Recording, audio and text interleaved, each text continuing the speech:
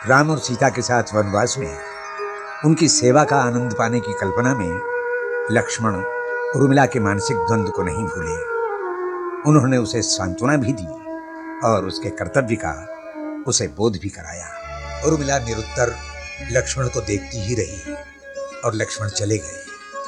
उधर जब गुरुमाता अरुंधति को राम के वनवास का समाचार मिला तो वो सीधी कैकेयी के कक्ष में पहुंची। कैकेयी की इस धृष्टता का उत्तर देना गुरुमाता ने आवश्यक नहीं समझा।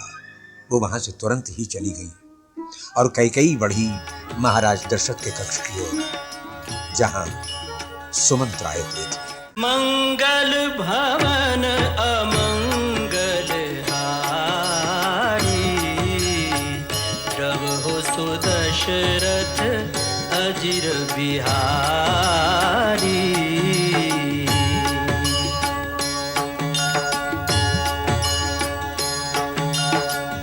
सीताराम चरित अति पावन, मधुर सरस अरु अति मन भावन।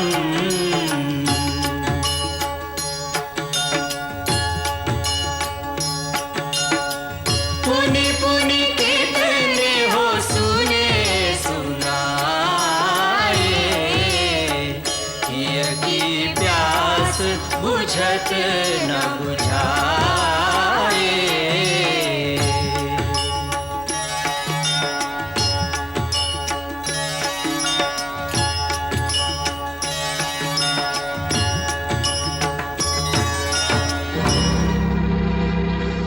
गुरुदेव ठीक कहते हैं, सीता जहां रहेगी राजरानी की तरह रहेगी। मैंने महाराज जनक को वचन दिया था कि सीता का अयोध्या की महारानी की तरह आदर सत्कार किया जाएगा। सीता पुत्री, तुम वन में भी एक महारानी की भांति ही रहोगी। क्षमा पितृदेव, क्षमा गुरुदेव। आप गुरुजनों से मेरा केवल इतना ही निवेदन है, जिसका पति तपस्वी वेश में रहेगा उसकी पत्नी राजसी ठाट से जीवन बिताए, क्या उसको शोभा देगा? क्या ये स्त्री धर्म के अनुकूल है? क्या इससे मेरे पिता की शोभा बढ़ेगी या मेरे ससुराल के कुल का यश बढ़ेगा? माताजी, मुझे ये वस्त्र प्रदान कीजिए और सिखाइए इन्हें कैसे पहना जाता है। आओ बहुरानी, मैं सिखाती हूँ, मैं पहनाती हूँ। आओ, आ जाओ, आओ, आओ, रखो, आओ चलो, आओ, आ चल, आ। ये वस्त्र तुझे बहुत पसंद है ना? हाँ, आ, मैं पहनाती हूँ। उतार दे ये वस्त्र, उतार दे ये आभूषण, चल निकाल, चल। नहीं सीते, तुम भले ही मुनि वस्त्र धारण करो, परंतु आभूषण नहीं उतारोगी।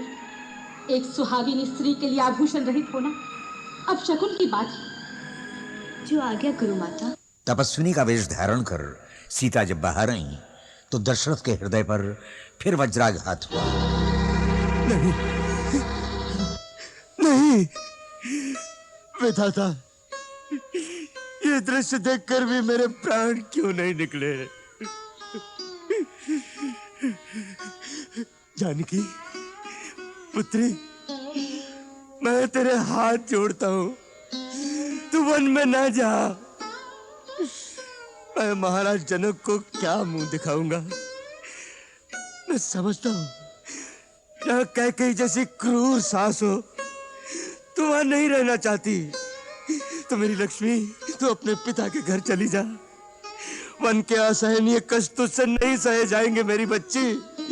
तू वन में ना जा मेरी बच्ची, तू वन में ना जा। प्रभु, मेरे प्राण तो इनके साथ ही चले जाएंगे, फिर मेरे मृत शरीर को रखकर आप क्या करेंगे? पिताश्री, मुझ पे अनुग्रह कीजिए, पति चरणों की सेवा से मुझे वंचित न कीजिए।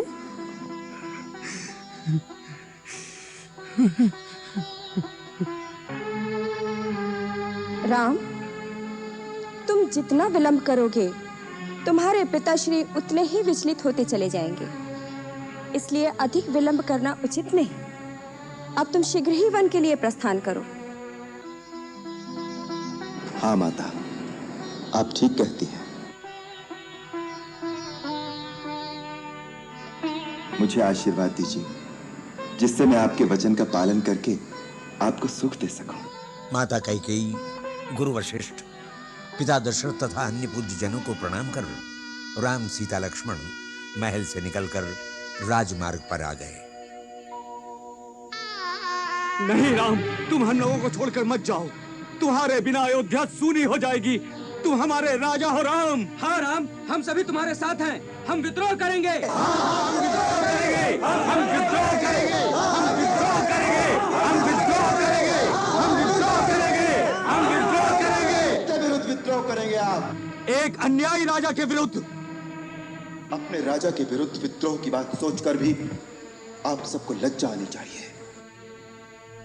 जो राजा अपने सत्य के वचन के पालन के लिए अपने पुत्र का बलिदान कर सकता है, ऐसे सत्यव्रती आदर्श राजा पर तो उसकी प्रजा को गर्व होना चाहिए। आपके राजा ने आपको आज तक पुत्र की तरह पाला है। क्या आज आपका यह धर्म नहीं कि पिता की तरह उनका आदर करें? आज वो मन से दुखी हैं। तब आप सबको चाहिए कि पुत्र बनकर उन्हें सांत्वना दें, ना कि उनके विरुद्ध विद्रोह की बात करें। जो मेरे हित में है उन्हें यह बात अच्छी तरह समझ लेनी चाहिए कि मेरे हितैषी वही हैं जो इस वक्त वही काम करें जिससे मेरे पिता को सुख मिले। अब आप प्रसन्न मन से मुझे विदा कीजिए और मेरे जाने के पश्चात राजा भरत को राज्यभार संभालने में सहयोग दीजिए। यही मेरी आप सबसे विनती है। अरे सुमंत्र, रथ चलाइए। आगे आगे रथ चला, पीछे पीछे चली भाव विभल अयोध्या की जनता। और उधर राजप्रासाद में मेरे राम, मेरे राम, हट जा, हट जा मेरे राम, हट जा मेरे सामने से। चांडालिनी, आज इसी समय हम तुम्हारा परित्याग करते हैं।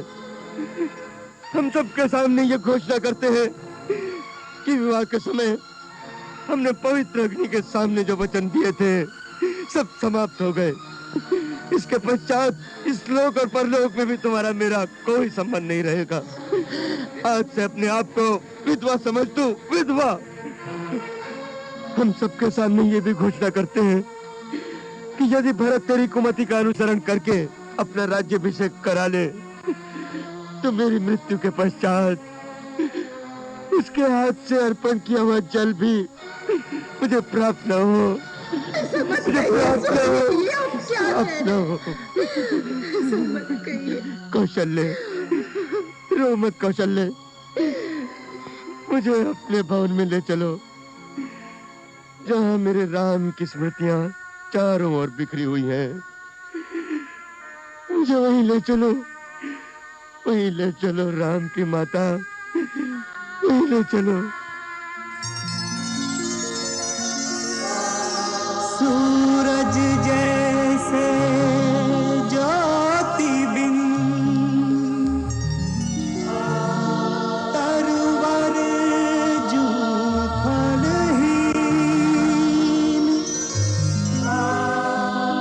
राम बिना दशरथ विकल, जैसे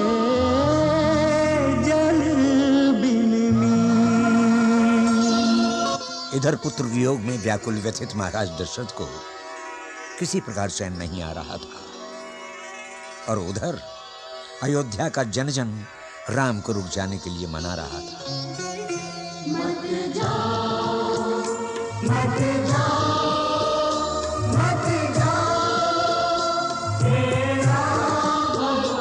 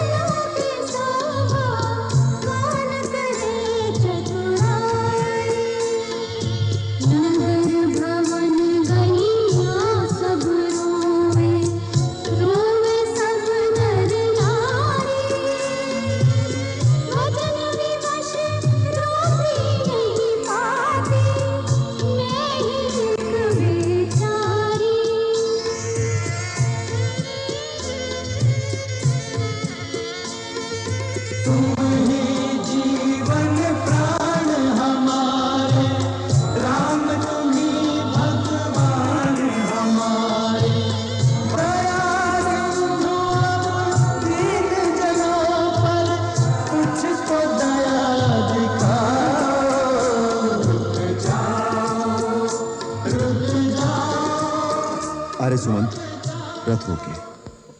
सूर्यास्त होने को आया। आप लोग कब तक हमारे पीछे इस तरह आएंगे? केवल 14 वर्ष तक। नहीं भाई, यह उचित नहीं है। मेरी प्रार्थना है आप लोग वापस लौट जाइए। हे राम, उचित और अनुचित सोचने का समय बीत चुका है। हम ये दृढ़ निश्चय कर चुके हैं कि आप ही हमारे राजा हैं। आप जहां रहेंगे उस स्थान को हम अपनी राजधानी बनाकर आपकी सेवा में रहेंगे, बस। हम आपको कोई दुख नहीं देंगे। जितना हो सकेगा हम अपने राजा राम और रानी सीता को सुख पहुंचाने का प्रयत्न करेंगे। क्या यह भी अनुचित है? हाँ है, क्योंकि इससे माता कैकेयी की भावनाओं को ठेस पहुंचेगी। वो मुझे अयोध्या वासियों को भड़काने का अपराधी भी मान सकती हैं। यदि आप लोगों की देखा देखी और लोग भी अयोध्या छोड़कर आ गए तो भरत क्या सोचेगा? सोचने दीजिए, उसकी हमें कोई चिंता नहीं राम। भगवान भी अपने सच्चे भक्तों को नहीं दुत्कारता, उनकी सेवा के आगे वो भी झुक जाता है। और उसी प्रकार आपको हमारी बात माननी पड़ेगी राम। और ये भी सुन लीजिए, हमारा निश्चय अटल है। अटल है हमारा निश्चय, अटल है हमारा निश्चय, अटल है हमारा निश्चय, अटल है हमारा निश्चय, अटल है हमारा निश्चय, अटल है हमारा निश्चय, अटल है हमारा निश्चय, अटल है। अच्छी बात है। अभी तो सूर्यास्त होने को आया, सबके संध्या वंदन का समय हो गया। आज रात यहीं तमसा नदी के किनारे विश्राम करते हैं। प्रातः उठकर कोई निर्णय लेंगे। आर्य सुमंत जी, घोड़े खोल दीजिए। जो आज्ञा महाराज।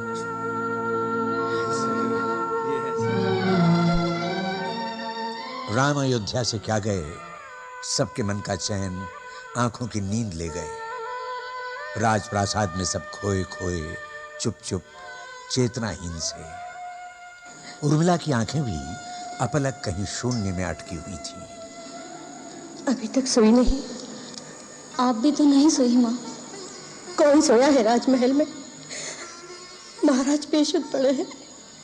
होश आता है तो राम राम पुकारते हैं और फिर बेसुध हो जाते हैं। सबकी नींद तो राम के साथ चली गई है। माँ, एक रात बिताना कितना कठिन हो गया है। 14 वर्ष कैसे कटेंगे? बेटी, ऐसा क्यों नहीं सोचती कि 14 वर्ष में एक रात कम हो गई है? हाँ बेटी, दुख का समय आशा के सहारे बिताना चाहिए। और इधर तमसा नदी के किनारे अयोध्या का जनसमूह घोर निद्रा की गोद में सो रहा था। राम समय से पहले ही जाग गए। उन्होंने सीता, लक्ष्मण और सुमंत्र को भी जगा दिया। इसी समय जाना होगा। बिना कोई आहट के चलने की तैयारी कीजिए। इन्हें इस तरह छोड़कर? कोई उपाय नहीं। ये इन बेचारों के साथ छल होगा कुमार। मैं मानता हूं, परंतु इसके सिवा कोई उपाय नहीं है। इधर ये मेरे साथ दुखी होंगे, उधर इनके परिवार अयोध्या में दुखी होंगे। इधर घोड़े हिन आएंगे तो ये लोग जाग जाएंगे। आप घोड़ों को दूर ले जाइए, मैं और लक्ष्मण रथ खींच कर लाते हैं। जो आज्ञा। किसे प्रणाम कर रहे हैं भैया? लक्ष्मण, इन सोने वालों के हृदय में निश्चल प्रेम का ऐसा अगाध सागर लहरें मार रहा है। दैवीय प्रेम का ऐसा जीवंत प्रकाश बड़ा दुर्लभ है। इन्हें प्रेम का देवता मानकर प्रणाम करो। आर्य, रथ को पहले उत्तर दिशा में धूल भरे मार्ग पर ले चलिए और फिर दक्षिण दिशा में। रथ को इस प्रकार चलाइए जिससे पूर्ववासियों को यह पता न लगे कि रथ किस ओर गया है, और जागने पर थोड़ी देर भ्रमित रहकर सब लोग अयोध्या वापस लौट जाएं। जो आज्ञा।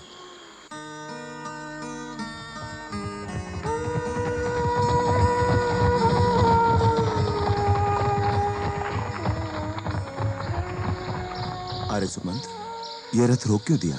कुमार, यहां से हमारे कौशल राज्य की सीमा समाप्त होती है।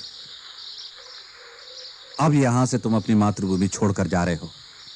तात लक्ष्मण, देवी सीते, अपने देश की सीमा पार करने से पहले आओ हम जननी जन्मभूमि से विदा मांग लें। मातृभूमि की माटी, तुझे शत शत नमन। हे इक्ष्वाकु वंशियों की जन्मभूमि, पृथ्वी की सबसे पावन धरती, राम आज तेरे आंचल की छाया से दूर जा रहा है, परंतु मैं जहां रहूंगा मेरा हृदय तेरी पावन मिट्टी से लिपटा रहेगा।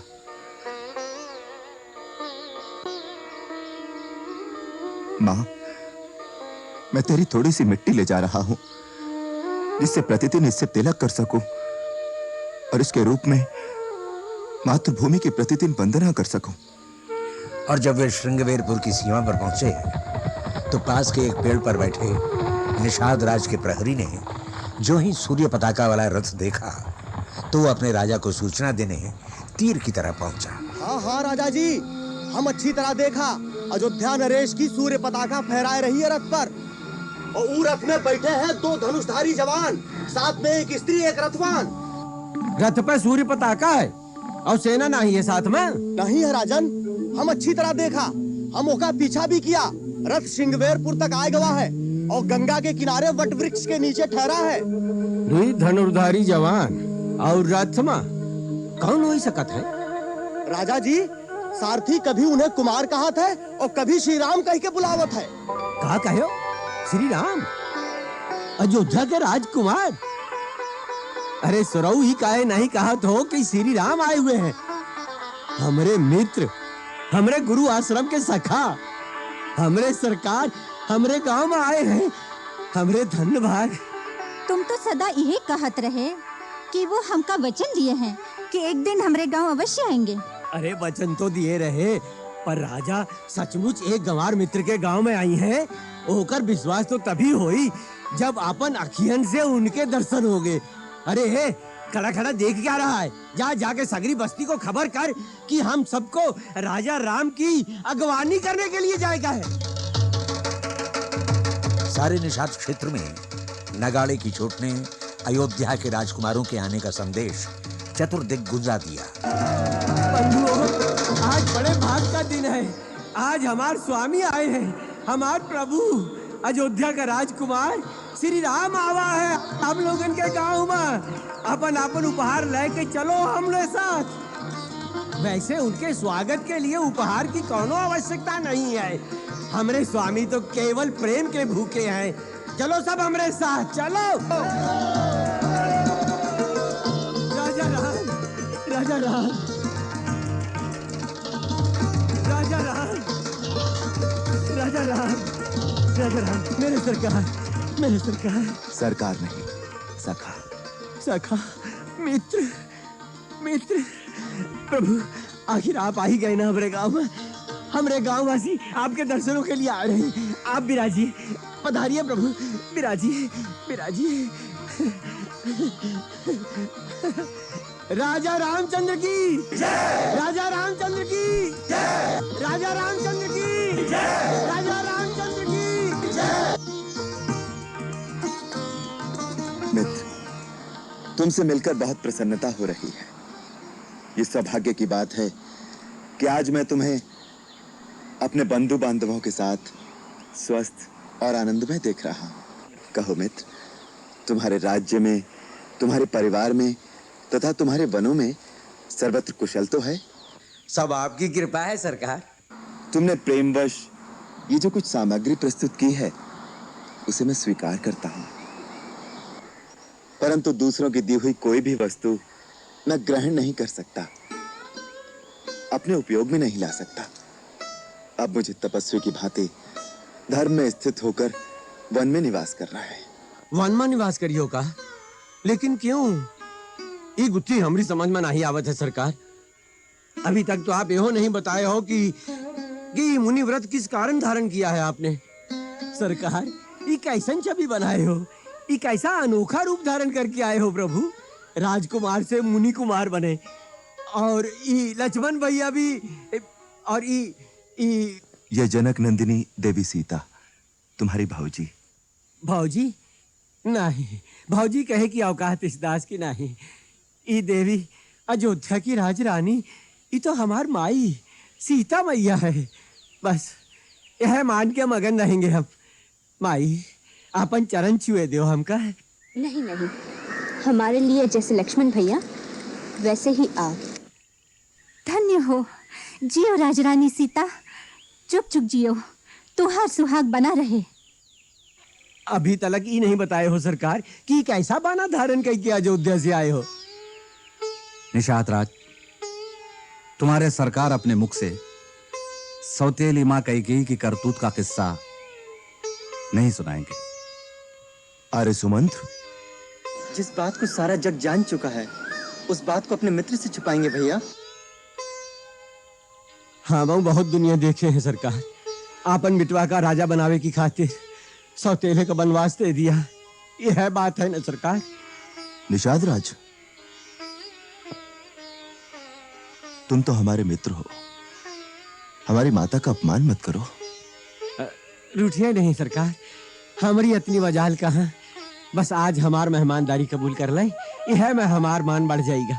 पधारिए लक्ष्मण भैया और सीता मैया का संग श्रृंगेरपुर नगरिया का पवित्र कर दीजिए महाराज। हम वनवास का व्रत ले चुके हैं, इसलिए नगर में प्रवेश करना हमारे लिए वर्जित है। अब हमें तपस्वियों और मुनियों की तरह जीवन व्यतीत करना होगा। हम घास और पत्तों के बिछौनों पर सोएंगे। जैसी सरकार की इच्छा, गंगा तट पर ही आपकी सेवा करके हम जीवन धन्य कर लेंगे। एक और श्रृंगबेरपुर के पूर्व में सूर्य आकाश चढ़ा तो सूर्यवंशी राम के सानिध्य में और भी तेजोमय हो गया। और जब वही सूर्य दूसरी ओर अयोध्या के पश्चिम में ढला तो विषाद की आंसू में डूबा डूबा धुंधला धुंधला।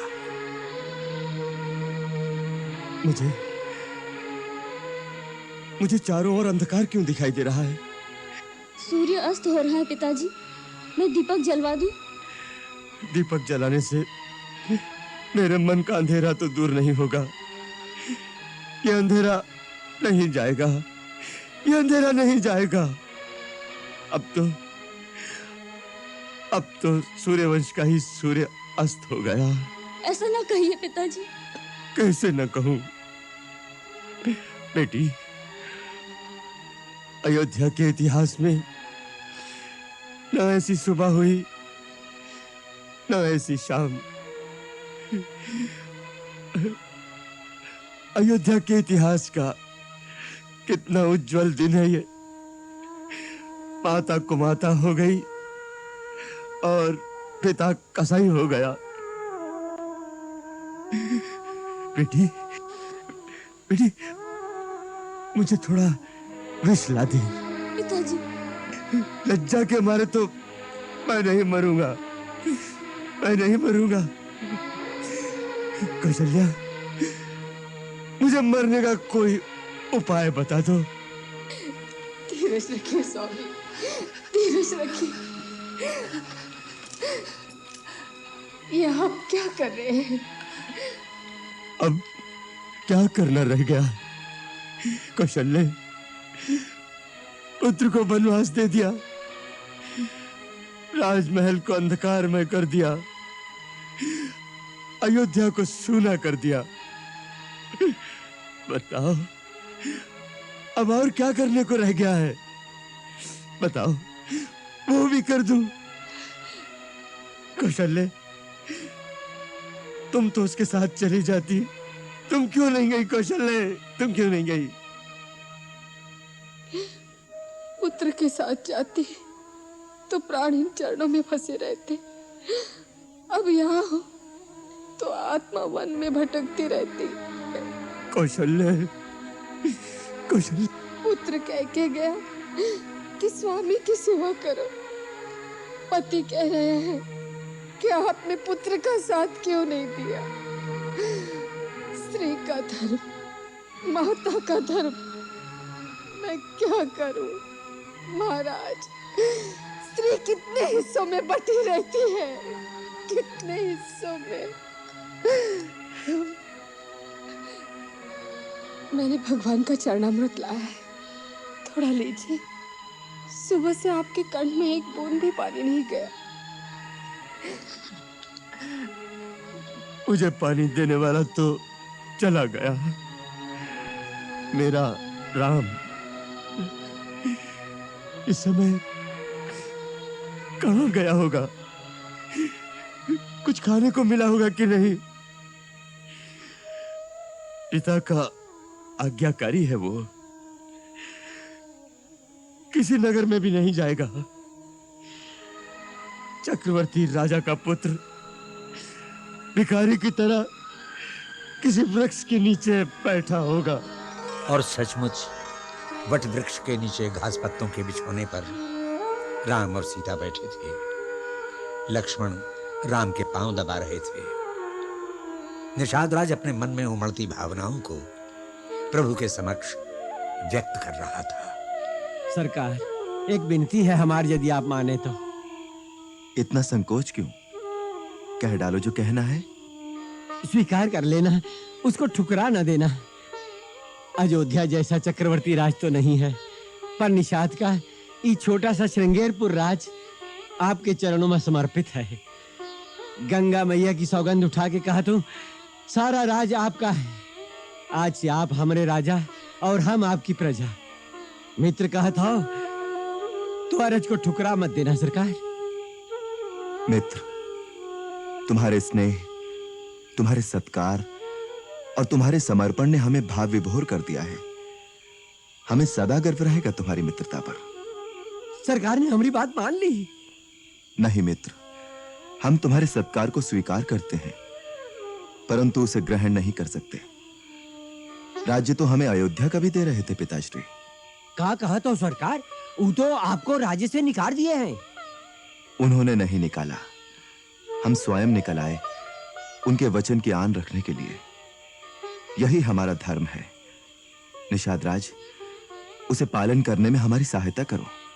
अब प्रभु, आपके संकल्प के आगे तो ब्रह्मा हार जाए। हम तो हैं ही तुच्छ। हमारे भाग में आपकी सेवा नहीं होगी। जाओ, अब सो जाओ। लक्ष्मण, जाओ भैया, तुम भी विश्राम करो। आर्य सुमंत्र के सोने का भी प्रबंध कर देना। सरकार, आप चिंता न करें, सब प्रबंध होएगा। है आप आराम करें। आओ लक्ष्मण भैया, आओ।